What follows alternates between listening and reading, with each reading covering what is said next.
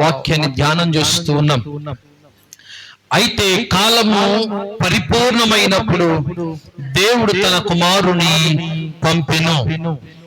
ఈ వాక్య భాగములో నుంచి మనము తీసుకున్న మాట కాలం, టైం, సమయము లేదా కాలము చాలా బహు గొప్పది అనే విషయాలు మనము గతించిన వారంలో జ్ఞాపకం చేసుకున్నాం. అందులో మొట్టమొదటిగా మనం నేర్చుకున్న మొదటి మాట ఏంటంటే దేవుని యొక్క సమయాన్ని మనము గుర్తించాలని వాక్య భాగంలో మనము గతించిన వారంలో మనం నేర్చుకున్నాం. రికగ్నైజింగ్ గాడ్స్ టైమింగ్, దేవుని యొక్క సమయాన్ని మనందరం కూడా గుర్తించాలి అని గడిచిన వారంలో వాక్యాన్ని మనం ధ్యానం చేసుకున్నాం. అలాగనే రెండవ మాటగా మనం చూస్తే మనం ఏం చేయాలి అంటే షేరింగ్ ద గాస్పెల్, సువార్తను మనము ప్రకటించాలనే మాట కూడా మనం ధ్యానం చేసుకున్నాం. ఆ మాటగా మనం కొద్ది మాటలు అందులో కొన్ని మాటలు ధ్యానం చేసుకున్నాం. దానిలో నుంచి మరలా ఈ వారము ముందుకు వాక్యాన్ని కొనసాగించుకుందాం. దయచేసి మీ అందరికి ఒక చిన్న ప్రశ్న. సువార్త అనగా ఎవరికన్నా మీకు తెలుసా? సువార్త అనగా దేవుని వాక్యం. అసలు మాట సువార్త అనగా, గాస్పెల్ అనగా, సువార్త అంటే చిన్న మాటలు చెప్పాలంటే శుభవార్త. ఏదన్నమాట? శుభవార్త, మంచి వార్త. ఈ శుభవార్తను మనము ఒకవేళ ప్రజలకు తెలియపరచాలి అంటే అసలు ఏంటి శుభవార్త? దేని గురించిన శుభవార్త అంటే ప్రభువైన యేసుక్రీస్తు వారి యొక్క జీవితం, మరణం, పునరుద్ధానము. వీటితో పాటు ఆయన యందు విశ్వాసముంచు ప్రతివాడు నిత్య జీవము పొందుతాడనే మాటే శుభవార్త. దేవునికి స్తోత్రం కలుగును గాక. ఇది మనము తెలుసుకోవాల్సినటువంటి ప్రాముఖ్యమైన భాగం. ఎందుకు అంటే సువార్త అనగా పోయిన వారు అడిగినప్పుడు అందరూ ఎవరు కూడా చేయత్తలా. సువార్త తెలియని వారు చేయత్తమంటే ఎవరు కూడా చేయత్తల అంటే అందరికీ తెలిసనే చెప్పారు. కాబట్టి నేను అడిగే మాట ఏంటంటే మనకు తెలిసిన సువార్తను మనం ఎంతమందికి తెలియపరిచాం? ఎందుకు అంటే తెలిసిన మాట ఇతరులకు చెప్పడంలో పెద్ద ఇబ్బంది ఏమీ కూడా లేదు. ఒకవేళ తెలియకపోతే అయ్యో ఇది మాకు తెలియదు కాబట్టి ఎలా తెలియపరచాలి, ఎలా దాన్ని ప్రకటించాలని ఒక ఆలోచన మనకు కలుగుతుంది. కానీ సువార్త అంటే తెలిసిన మనము ఏం చేయాలి? ఇతరులకు దానిని తెలియపరచాలి. కారణం ఏంటంటే దేవుని యొక్క వాక్యంలో చదవవసరం లేదు. కానీ మత్తయి సువార్తలో ఆయన ఒక మంచి మాట చెప్పారు. మాట తెలుసా? మత్తయి సువార్త 28వ అధ్యాయం 19వ వచనం చూస్తే గనక సర్వలోకమునకు వెళ్ళి మీరు సువార్తను ప్రకటించుడి. దేవునికి స్తోత్రం కలుగును గాక. ఆయన పలికిన మాట ఏంటంటే మీరు సర్వలోకానికి వెళ్ళి సువార్తను ప్రకటించమన్నాడు. ఏంటా సువార్త అంటే క్రీస్తుని గురించినటువంటి జీవితం. ఆయన నీ కొరకు నా కొరకు మరణించిన విధానము, ఆయన నీ కొరకు నా కొరకు మరలా ఆయన ఏం చేశాడు? తిరిగి లేచిన విధానాన్ని ఇతరులకు తెలియపరచమన్నాడు. ఇదే సువార్త అంటే. చాలా మంది అనుకుంటారు అయ్యో మేము బయటికి వెళ్ళి ఏం చెప్పాలి, సువార్త ఎలా తెలియపరచాలి, అసలు అదంటే ఏంటో మాకు తెలియదు అన్నవారు కొంతమంది ఉన్నారు. కానీ పోయిన వారం చేర్చడానికి చాలా మంది సిగ్గుపడ్డారు. కానీ చాలా మందిలో మనలో చాలా మందికి సువార్త అంటే ఏంటో తెలియని వారు కూడా ఉన్నారు. దయచేసి మనం గ్రహించాల్సిన విషయం ఏంటంటే సువార్త అనగా క్రీస్తుని గురించినటువంటి వార్త. ఆయన ఏ విధంగా నీ కొరకు నా కొరకు ఈ లోకంలో జీవించాడో, ఆయన ఏ విధంగా నా పాప శాపముల కొరకు ఆయన మరణించాడో, ఆయన ఏ విధంగా తిరిగి లేచాడో తెలియపరచడమే నిజమైన సువార్త. ఈ సువార్త ఎవరికి ప్రకటించాలి, ఎవరు ప్రకటించాలి అని మనం జ్ఞాపకం చేసుకుంటే గడిచిన వారం మీకు తెలియపరిచాను కదా. సువార్త అంటే ఏంటో తెలిసిన ప్రతి ఒక్కరూ కూడా తెలియని వారికి మనం ఏం చేయాలి? ప్రకటించాలి. అయ్యో నాకు సువార్త తెలుసు కాబట్టి నేను రక్షించబడ్డాను, ఇక చాలే, నా ప్రక్కన వారు ఏమైపోయినా నాకు బాధ లేదలే అన్న ఆలోచన మనలోనికి రాకూడదు. మనం చేయాల్సిన పని ఏంటంటే సువార్త అంటే తెలిసిన నీవు నేను ఇతరులకు దానిని తెలియపరిచేవారిగా ఉండాలి. సువార్తను నీవు గ్రహించిన నీవు, సువార్తను నీవు అంగీకరించిన నీవు, సువార్త అంటే తెలిసిన నీవు ఇతరులకు దానిని తెలియపరిచే విధంగా మనము ఉండాలి.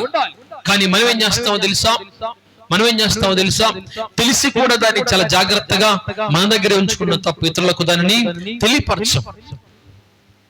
తెలియపరచపోక ప్రక్కన పెట్టేస్తే తెలియపరిచే వారిని చూసి కొన్నిసార్లు హేళన చేస్తూ ఉంటాం.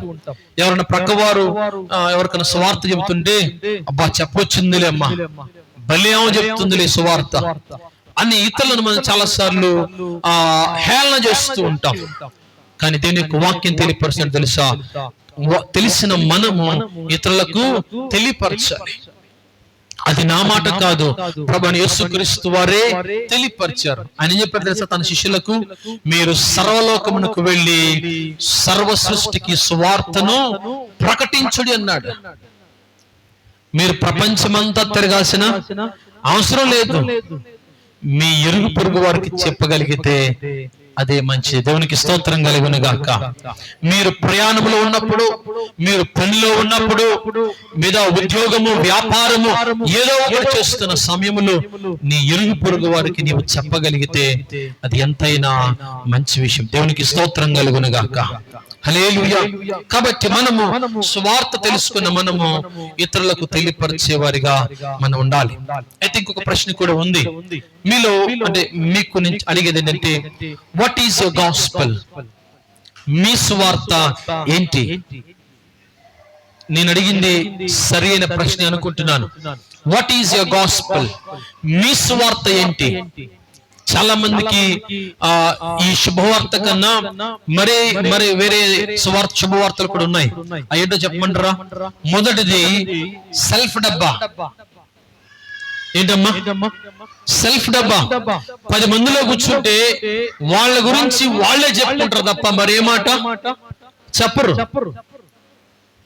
వాళ్ళకి ఏదన్నా ఉంది అనుకోండి, ప్రక్కవారికి లేకపోతే ఆ సెల్ఫ్ డబ్బా ఎలా ఉంటదంటే, పక్కోడు అబ్బా ఎందుకు వచ్చానురా వీళ్ళ దగ్గరికి, ఎందుకు వచ్చి కూర్చున్నానురా అనిపించేలా చేస్తుంటారు. ఎంతలా చేస్తారంటే, మనకి ఏదో ప్రక్క వాళ్ళకు ఉన్నా లేకపోయినా, వాళ్ళు ఒకవేళ ఉండి చెప్పకపోయినా మనమేం చేస్తామో తెలుసా, ఉంది కొంచెమైనా సరే వాళ్ళు ఎదుట మనము కనపరుచుకోవాలని చాలా ప్రయత్నాలు చేస్తూ ఉంటాం.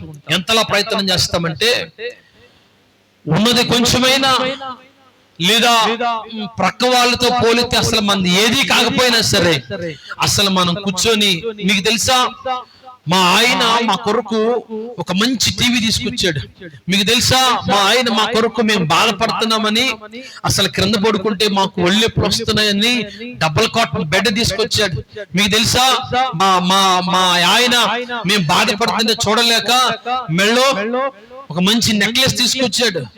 అది బంగారమో వెండో ఏదో పక్కన పెట్టేసి అసలు ఉన్నదాన్ని ఏం చేయాలి తెలుసా, సెల్ఫ్ డబ్బా. ఇది రాగొట్టుకోవాలి చాలా మంది. అలా అలా అలా చేసిన తర్వాత గాని వాళ్ళకి ఏం కలగదు తెలుసా, మనశ్శాంతి కలగదు.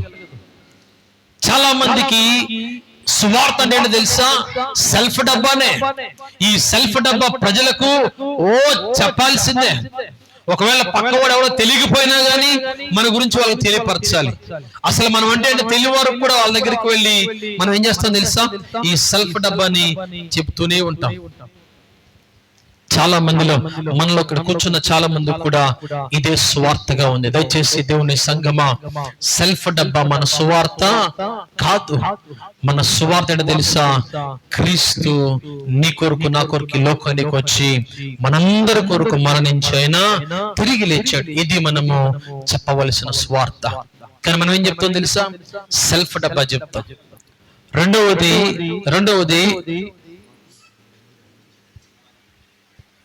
ఏంటో తెలుసా, రెండవది ఇతరుల యొక్క జీవితమే మనకు సువార్తగా ఉంటుంది. ఇతరుల యొక్క జీవితమే మనకు సువార్త. ఎవరన్నా మన ఎదుటివారు, మన ప్రక్కవారు చిన్నగా నష్టపోయారు అనుకోండి, చిన్నగా ఇబ్బందులు పడుతున్నారు అనుకోండి, చిన్నగా శ్రమల పాలయ్యారు అనుకోండి, వారి గురించే మనం ఇతరులకు స్వార్థగా తెలియపరుస్తాం. ఇతరుల గురించి మనం అసలు ఏ ఇబ్బంది లేకుండా వాళ్ళు ఎంతగా శ్రమ పడుతున్నారో వాళ్ళ శ్రమంతా కూడా 10 మందికి తెలియపరిస్తేమే మన సువార్త. వారు ఏమైపోతున్నారో, వాళ్ళు ఎలా ఇబ్బంది పడుతున్నారో, వారు ఎంతగా నలిగిపోతున్నారో వారిని చూసి మనం బాధపడకుండా, వారిని ఓదార్చకుండా, వారిని ఆదరించకుండా మనం ఏం చేస్తామో తెలుసా? 10 మందికి వారి గురించి ఏం చెప్తాం తెలుసా?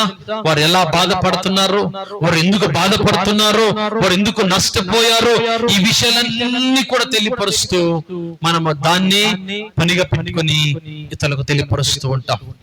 ఒక మాటలో చెప్పాలంటే ఇతరుల గురించి తెలియపరచడమే మనలో చాలా మందికి స్వార్థగా ఉంది. ఇతరుల గురించి ఇతరులకు తెలియపరచడమే స్వార్థగా ఉంది. మీరు గమనించండి, ఒకవేళ మీరు ఎప్పుడన్నా మీ పొరుగింటి వారి దగ్గరకో లేకపోతే పక్కింటి వారి దగ్గరికి వెళ్ళి కూర్చోండి, వారు మీ గురించి మొదటగా ఎలా ఉన్నారు, ఏం చేస్తున్నారు అడిగినా తర్వాత వెంటనే గుర్తు చేయడం తెలుసా?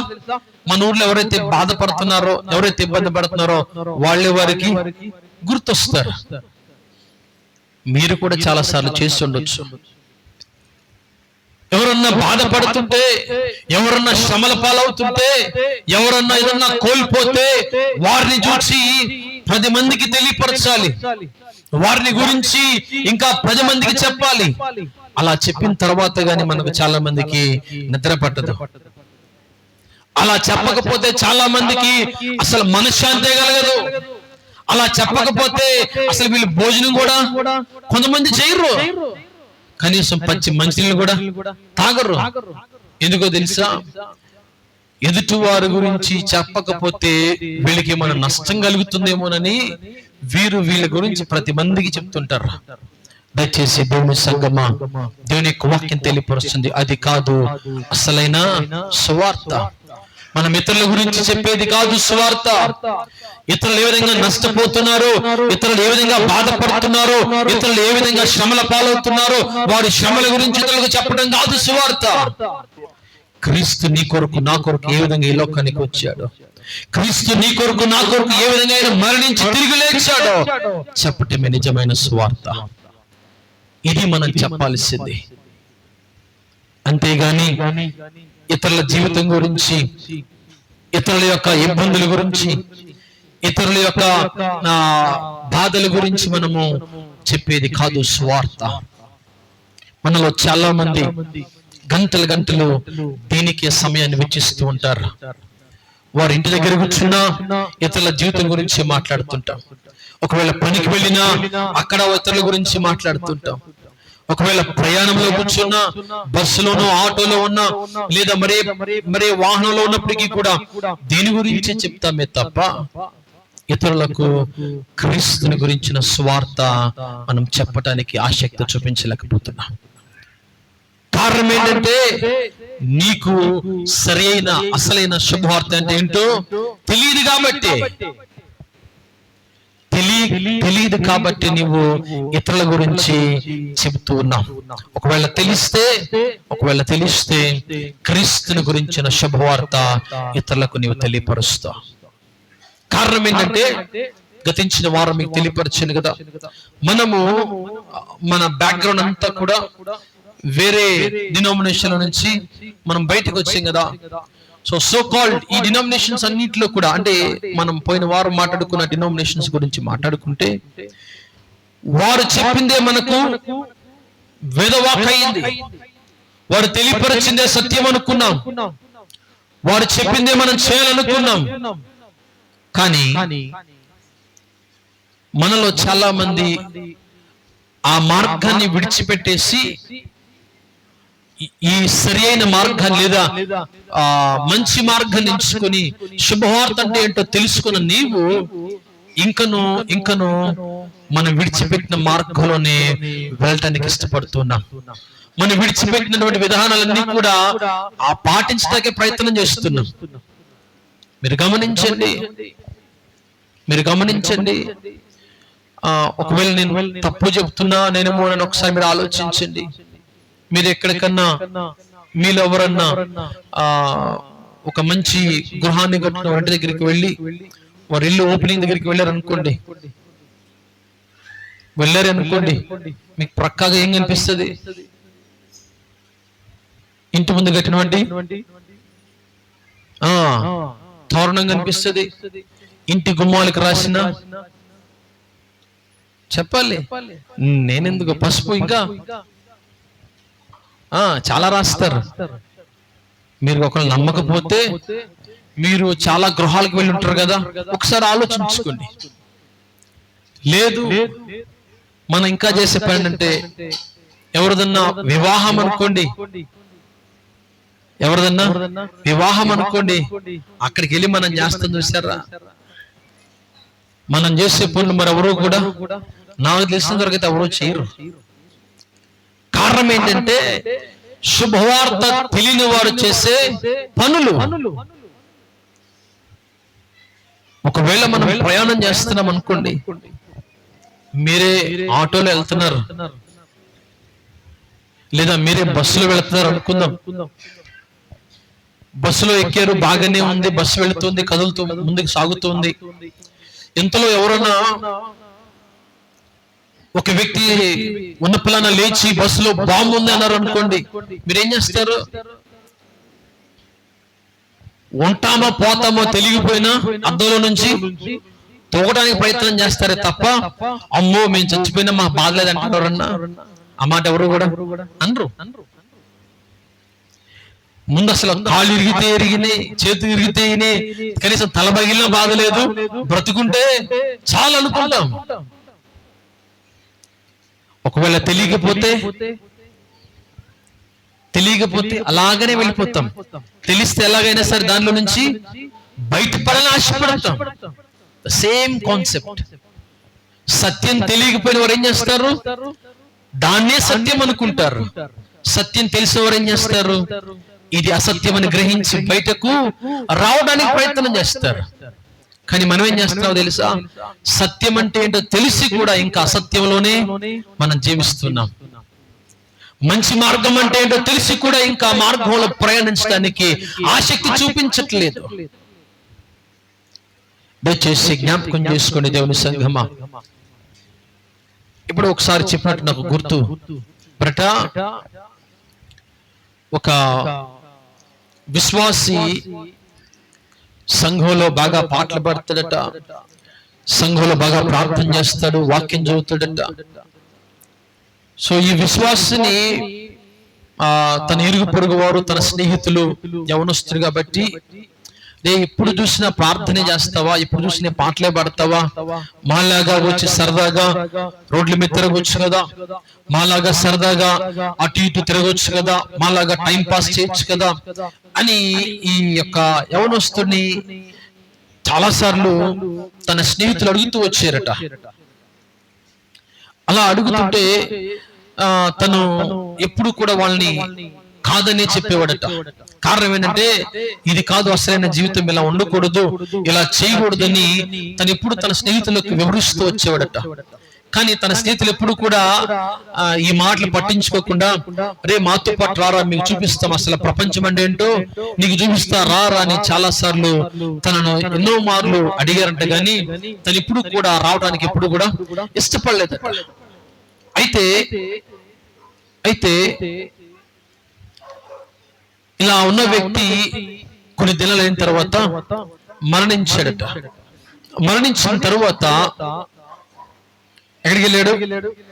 అక్కడికి వెళ్ళినప్పుడు యేసు ప్రభు వారు లేదా ఒక దూత ఉందంట, నీ భూమి మీద చాలా శ్రేష్టంగా జీవించావు, నువ్వు భూమి పైన అసలు నువ్వు దేవుని యొక్క అడుగుజాల్లో జీవించావు, ఆయన వాక్యానుసారంగా నడుచుకున్నావు, కాబట్టి నువ్వు పరలోకానికి వెళ్ళటానికి నీకు అన్ని ఏమున్నాయి, అర్హతలు ఉన్నాయి, కాబట్టి నువ్వు పరలోకానికి వెళ్ళొచ్చు అని ఆ యొక్క దూత వ్యక్తితో చెప్పేదట.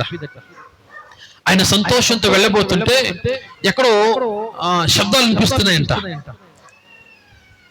ఆ దూతను అడిగాడట, ఏంటయ్యా ఆ శబ్దాలంటే, ఎక్కడ నరకంలో శబ్దాలు వినిపిస్తున్నాయి, చూస్తావా అన్నప్పుడు ఈ వ్యక్తి అక్కడకు అడిగాడంట, నరకం దగ్గరికి వెళ్ళాడట. అక్కడికి వెళ్ళేసరికి పాటలు, డీజే సౌండ్లు, ఇంకా మంచి మంచి లైటింగ్స్ తో బాగా నీట్ కనపడుతుందంట. అలా కనపడేసరికి ఈ వ్యక్తికి ఏం చేయాలో అర్థం కాలేదంట. అప్పుడు తన స్నేహితులన్న మాటలన్నీ కూడా గుర్తొచ్చాయంట. ఏంటి ఆ మాటలు?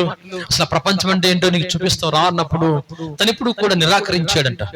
ఎప్పుడైతే ఈ లైటింగ్ అన్ని చూసి వాళ్ళు సంతోషంతో ఆనందంతో గెంతులేస్తుంటే దూతతో అన్నాడంట, ఏంటయ్యా ఇది ఇలా చేస్తున్నారు, భలే ఉంది, నేను ఎప్పుడు చూడలేదు, అసలు నాకు ఎప్పుడు తెలియదు, ఇది నేను ఎప్పుడు కూడా భూమి మీద చూడలేదు అన్నప్పుడు దూత ఉందంట, అయ్యా నీకు ఛాన్సెస్ అనేవి ఉన్నాయి, ఎందుకంటే నువ్వు దీనికైనా ఎప్పుడైనా వెళ్ళొచ్చు, లేదా పరలోకానికైనా నువ్వు వెళ్ళొచ్చు, ఎందుకంటే నీకు అన్ని అర్హతలు ఉన్నాయి అన్నప్పుడు ఈ వ్యక్తి అనంట, అయ్యా ఏదో బాగుంది కదా, భూమి మీద ఎప్పుడు కూడా ఇంత ఎంజాయ్ చేయలేదు, ఒకసారి ఎంజాయ్ చేస్తానట. దూత తనతో చెప్పిందంట, యా ఒకసారి జాగ్రత్తగా ఆలోచించు, ఒకసారి వెళితే మరలా తిరిగి రావడానికి అవకాశము ఉండదు అన్నప్పుడు, లేదయ్యా భూమి మీద నా ఫ్రెండ్స్ ఇంతలా ఎంజాయ్ చేస్తాను అనుకోలేదు, చెప్తే ఎప్పుడో వెళ్ళేవాడిని, ఒకసారి వెళ్తానయ్యా అన్నప్పుడు దూత నీ ఇష్టం అని చెప్పి తను అక్కడికి లోపలికి పంపించిందట.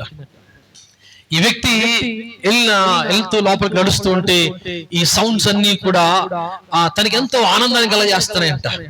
ఈ లైటింగ్, ఈ సౌండ్ అంతా కూడా విని అనుకున్నాంట, అబ్బా భలే ఉందిలే, భలే ఎగురుతున్నారు ఇక్కడ అని చెప్పి వాళ్ళతో పాటు సంతోషం గడిపాడట.